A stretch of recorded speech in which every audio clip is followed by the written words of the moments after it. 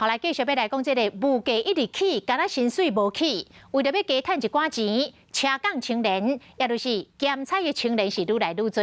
劳工局特别来提醒，青年发展着副业，一定要做合法，而且有劳健保的工课，确保着家己的权益。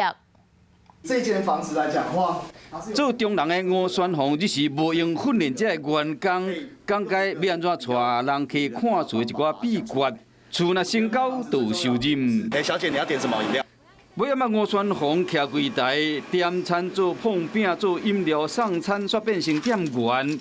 到消化人客，伊嘛甲亲戚朋友投资连锁的餐厅。我们身旁有很多好朋友都像我们一样，是想要一起赚钱的年轻人，所以我们就会互相的交叉投资彼此的事业，那也可以一起赚到钱。吴宣宏讲，即摆物件拢伫起，薪水拢无去趁少年，加做几项副业会使趁钱欠钱。像吴宣宏安尼，选择发展副业的，也有网络炒业家陈义璇。陈义璇业别拍一个草稿，煞来用电脑进行修改设计，画出一张一张的。涂骹明信片准备要出货，伊除了卖草的明信片，佫会带你买日本物件。其实伊的头路是一般的上班族。